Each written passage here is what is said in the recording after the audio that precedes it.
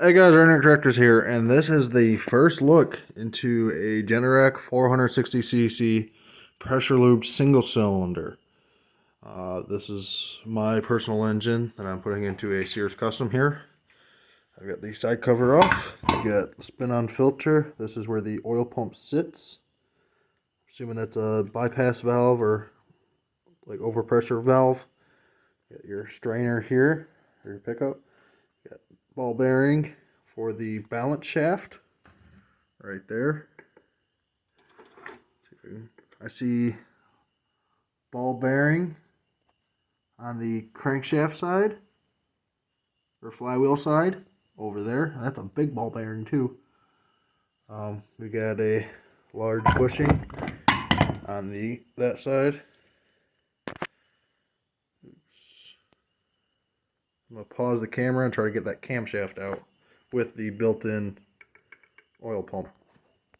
Alright, we are back.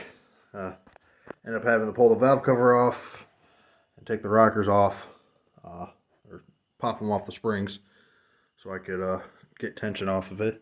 Here's the cam. That is one hell of a camshaft end. Goes inside that block, and what I can tell is it pumps through the cam up and out. And look at look at that lifter. That is a solid lifter. And then you got steel push rods. I'm pretty sure that's on both sides.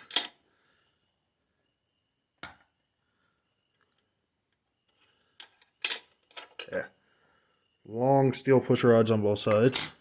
This wavy thrust washer goes there. Let's see if can I get the balance shaft out. I should be able to. There we go. There's your standard cast balance shaft. Well, it's got ball bearing there. Ball bearing on both sides for the balance shaft. Helical gears. I gotta work on getting this crankshaft out so I can have it turned. But yeah, I'll pause see if it's got rod bearings or not. Alright, we are back. I have the crankshaft out. Fortunately, it does not have crankshaft bearings, but it does have a hell of focus of an indicator. You see that radius there? Completely flat. Connecting rod cap has some matching, so there is no way I can mix the two of those up.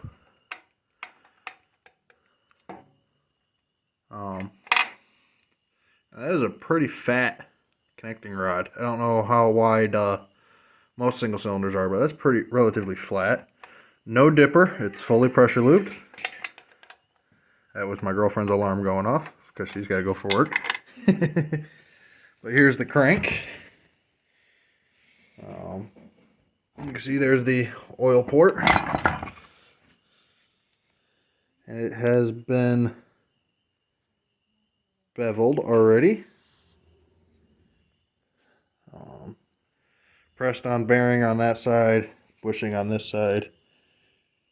There's some, that looks like some hand Dremel work on there.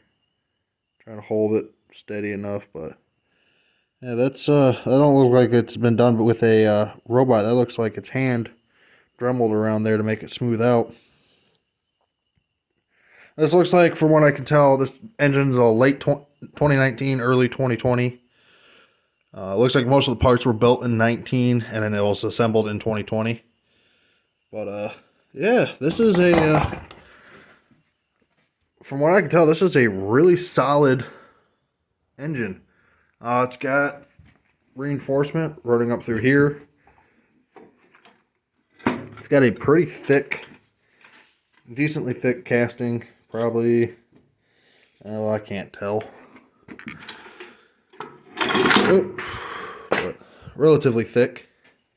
Got a ton of oil drainage from the top. Look at that piston, that bore. That beautiful cross hatching in there. This is a brand new engine. Was only a few hours, and then the generator died, and they warrantied out the whole engine. Oops. These are the crankshaft connecting rod bolts. I just had to find a spot to put them. Let's see, can I read it? ATC 10.9s. But I am pretty darn happy. And look at the size of that port. Do a little bit of a machine work. That one's already angled in. This one's straight out.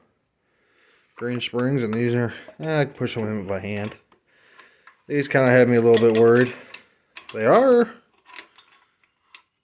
almost look ratioed.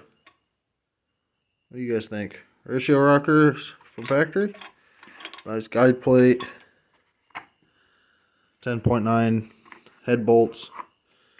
These are plastic cooling shrouds with brass inserts for threading in the blower shroud, or threading into the blower shroud.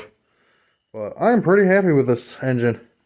I only paid $75 for it too, because we couldn't get it to spin by hand. And it was just kind of stuck. Wasn't like seized or anything like that. Just trying to grab a hold of this taper when it was slightly greasy, and trying to turn it wasn't working. But yeah, I'm going to get that crankshaft turned down to 1 inch with a keyway, and put this all back together. Thanks for watching, guys. Redneck Tractors out.